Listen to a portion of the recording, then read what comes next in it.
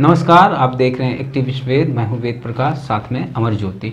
बिना भूमिका के सीधे बात करेंगे कि किस तरह से लालू यादव के द्वारा मायावती की पार्टी बीएसपी यानी कि बहुजन समाज पार्टी को दरकिनार करने का खामियाजा भुगतना पड़ सकता है इस लोकसभा चुनाव में। खबर है कि मायावती 6 सीट की मांग की थी, फिर 3 सीटों पर मायावती तैयार हो गई थी बिहार में महागठबंधन में शामिल होने के लिए, लेकिन लालू यादव के द्वारा सिर्फ 1 सीट दिया जा रहा था, वो भी गोपालगंज, और कहा जा रहा था कि गोपालगंज से मायावती खुद चुनाव लड़े और हम लोग सपोर्ट करेंगे। हम गोपालगंज के बारे में आपको बता दें कि गोपालगंज में अभी बीजेपी से सांसद हैं जनक चमार, वहीं से ऑफर किया गया था मायावती को चुनाव लड़ने का। तेजस्वी यादव और कहें या लालू यादव ने ऑफर किया था मायावती को। मायावती 1 सीट पे तैयार नहीं हुई, 6 सीट की डिमांड थी, लेकिन 3 सीट तक मायावती तैयार हो गई थी। अगर 3 सीटें मायावती की पार्टी बसपा को मिलती तो मायावती महागठबंधन में शामिल हो जाती। जब जीतन राम मांझी को महागठबंधन में 2 सीटें मिल सकती है, तो मायावती की पार्टी, जो कि पुरानी पार्टी है, दलितों की राष्ट्रीय पार्टी है, उस पार्टी को 3 सीटें तो मिलनी चाहिए।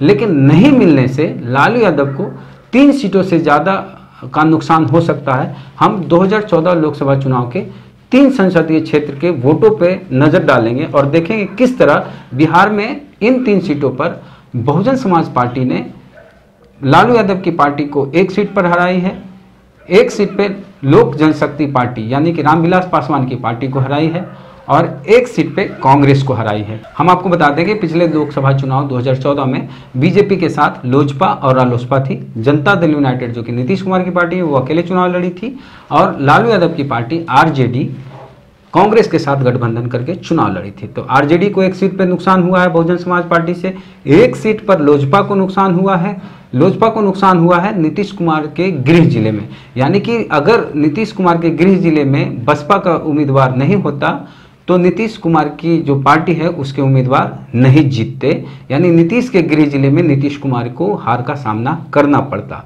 और 1 सीट है कांग्रेस को भी 1 सीट का नुकसान हुआ है। कांग्रेस लालू यादव के पार्टी के साथ गठबंधन में थी। डेटा देंगे अमर ज्योति जी। जो 3 सीटों का आप चर्चा किए हैं उसमें पहला सीट बक्सर का है। जो बक्सर का सीट है वहाँ पे बहुजन समाज पार्टी के उम्मीदवार थे ददन यादव और भाजपा के उम्मीदवार थे जो केंद्रीय स्वास्थ्य राज्य मंत्री हैं अश्विनी कुमार चौबे, और राष्ट्रीय जनता दल के उम्मीदवार थे जगदानंद सिंह। मैं आपको बता दूं कि जो वहाँ पे उम्मीदवार जीते हैं अश्विनी कुमार चौबे, उनको कितना वोट मिला था और जगदानंद सिंह जी को कितना वोट मिला था और बहुजन समाज पार्टी के उम्मीदवार ददन यादव को कितना वोट मिला था। तो पहला जो उम्मीदवार जो है, जो विनिंग कैंडिडेट रहे 2014 के लोकसभा चुनाव में, अश्विनी कुमार चौबे, उनको वहाँ पे बक्सर के सीट पे 3,19,012 वोट मिला था। और दूसरे नंबर के जो उम्मीदवार रहे जगदानंद सिंह जी, उनको 1,86,674 वोट प्राप्त हुए थे। और जो तीसरे नंबर के उम्मीदवार रहे हैं बहुजन समाज पार्टी के उम्मीदवार ददन यादव, उनको 1,84,788 वोट प्राप्त हुआ था। वहाँ पर जीत और हार का अंतर मैं आपको बता दूं तो वहाँ पे जो जीतने वाले उम्मीदवार थे अश्विनी कुमार चौबे, उनको जगदानंद सिंह जो दूसरे नंबर के उम्मीदवार रहे, उनसे 1,32,338 वोट ज्यादा मिले थे और वहां पे वो विजयी रहे थे। जीत और हार का जो अंतर है वो बता दिया कि 1,32,338 वोटों से वो चुनाव अश्विनी कुमार चौबे जीत गए थे और वहां पे 1,84,788 वोट बहुजन समाज पार्टी लाई थी। तो जो दोनों का वोट मिला दिया जाए, दोनों का वोट मतलब कि क्या, बहुजन समाज पार्टी और राष्ट्रीय जनता दल उम्मीदवार जो थे उनके उम्मीदवार जगदानंद सिंह, उन दोनों को वोटों को अगर जोड़ा जाए तो कहीं ना कहीं 3,71,462 वोट से ये दोनों अगर वोट एक जगह पे आते और बसपा और राजद एक साथ लड़ती तो 3,71,462 वोट दोनों प्राप्त करते और वहां पे भाजपा हार जाती।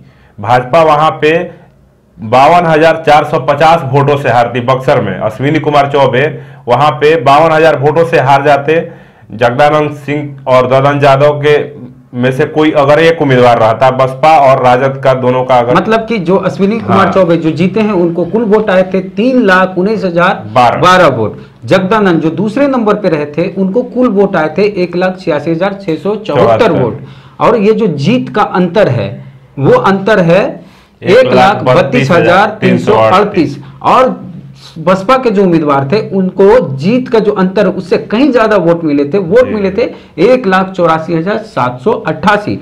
तो अगर बीएसपी और आरजेडी के उम्मीदवार दोनों के जो वोट हैं उसको हम अगर जोड़ देते हैं तो दोनों को वोट जोड़ने पर आता है 3,71,462, जबकि चौबे जी को आए थे कुल वोट 3,19,012 वोट।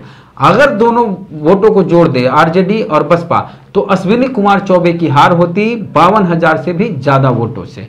तो 52,000 वोट से अश्विनी कुमार चौबे की हार होती। अगर बीएसपी लालू यादव के साथ गठबंधन कर दी या फिर बीएसपी उम्मीदवार नहीं देती तो जो केंद्रीय राज्य मंत्री हैं, स्वास्थ्य राज्य मंत्री अश्विनी कुमार चौबे संसद भवन नहीं पहुंचते। दूसरा कहां का है? दूसरा सीट है समस्तीपुर का, वो सुरक्षित सीट है समस्तीपुर। वहां का मैं बात कर दूं, वहां के सांसद जो विजयी उम्मीदवार हैं वो रामचंद्र पासवान है। वो केंद्रीय वो खाद्य उपभोक्ता मंत्री रामविलास पासवान जी के भाई हैं। वो वहां पे समस्तीपुर में चुनाव जीते थे 2014 के लोकसभा चुनाव में। उनको 2,70,401 वोट प्राप्त हुआ था। और दूसरे नंबर पे जो उम्मीदवार रहे थे इंडियन नेशनल कांग्रेस के, उनका नाम था डॉक्टर अशोक कुमार। उनको 2,63,529 वोट प्राप्त हुए थे। और मैं बात कर दूं वहां पे बहुजन समाज पार्टी को कितने वोट प्राप्त हुए थे, उनके उम्मीदवार थे वहां पे रामचंद्र राम, उनको 12,813 वोट प्राप्त हुए थे। तो इस तरह से मैं देखूं तो वहां पे जो जीते हुए उम्मीदवार हैं रामचंद्र पासवान, और जो वहां पे दूसरे नंबर के उम्मीदवार रहे इंडियन नेशनल कांग्रेस के डॉक्टर अशोक कुमार, उनके जीत और हार का फासला बहुत ज्यादा नहीं था। 6,872 वोटों से ही मात्र रामचंद्र पासवान चुनाव जीते थे वहां पे। बीएसपी को जो वोट मिले जी वो डबल लग रहा है। जी, मैं मात्र 6,872 वोटों से ही रामचंद्र पासवान चुनाव जीते। और वहां पे बहुजन समाज पार्टी के जो उम्मीदवार हैं 12,813 वोट प्राप्त किए थे। दुगना। जी बिल्कुल दुगना वोट है। अगर वहां पर बहुजन समाज पार्टी राजद और कांग्रेस के साथ गठबंधन कर करके एक ही उम्मीदवार देते तो कहीं ना कहीं वहां पे भी लोजपा का सफाया हो जाता है।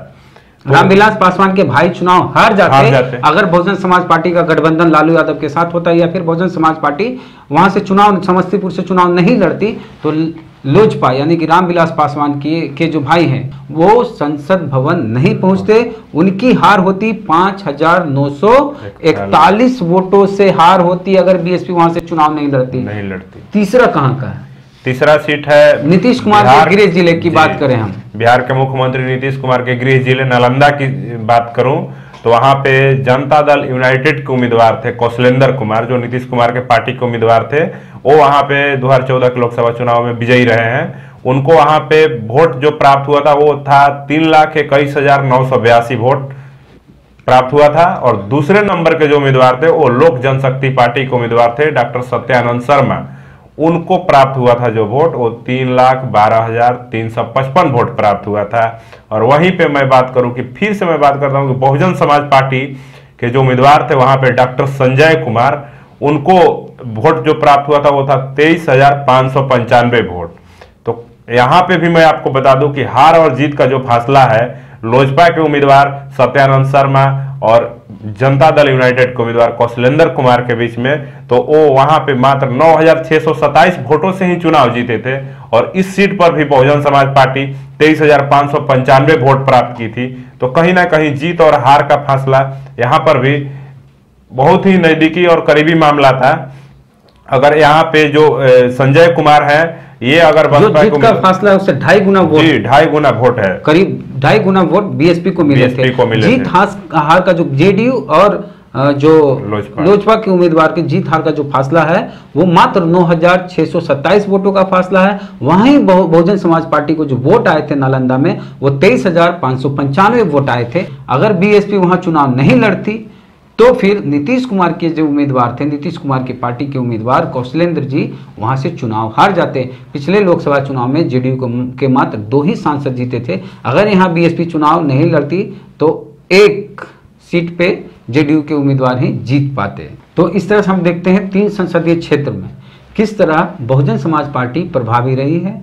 जीत तो नहीं सकी है, आज तक बहुजन समाज पार्टी बिहार में एक भी संसदीय सीट नहीं जीती है लोकसभा चुनाव में, लेकिन किसी भी उम्मीदवार को या किसी भी पार्टी को हराने का मादा रखती है। अगर लालू यादव बहुजन समाज पार्टी के साथ गठबंधन करते और 3 सीटें मिल जाती अगर बहुजन समाज पार्टी को, तो निश्चित तौर पर इसका फायदा महागठबंधन को होता।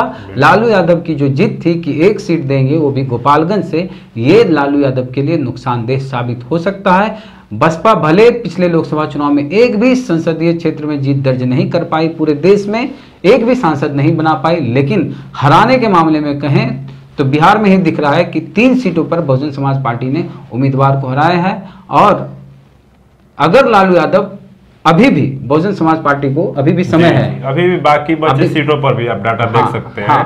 तो बाकी के जो 37 सीट है तो वहां पर भी जो बसपा के उम्मीदवार हैं तकरीबन कहीं ना कहीं इतना वोट प्राप्त किए हैं कि अगर वो वोट महागठबंधन को मिलते या राजद के उम्मीदवार को या फिर कांग्रेस के उम्मीदवार को मिलते तो कहीं ना कहीं वहां पे भी जीत प्राप्त हो सकती थी 2014 के लोकसभा चुनाव। तो ये लालू यादव को इसका खामियाजा भुगतना पड़ सकता।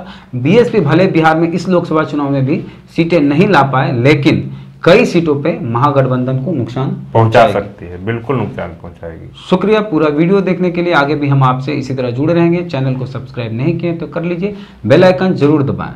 चलते हैं। जय भीम, जय भारत।